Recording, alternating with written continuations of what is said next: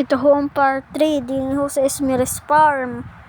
Ay di ari nga ho, tako'y sumakay na sa kabayo. Siya nga ho pala, thank you nga ho pala kay Manong at siya ho ang nagsakay sa akin at siya ho ang naghihila ng kabayo. Ay naku ho, talaga naman ho palang napakasarap sumakay din sa kabayo. Ngayon ko lang nga ho pala ito na experience ay kunin naman hong pagkakasarap talaga. Napakalawak ko ng lakaran ng kabayong ito. Tunay naman hong pagkakalawak ng Esmeralda Farm. Pakituloy na lang ho ng panonood nyo ng vlog kong ito.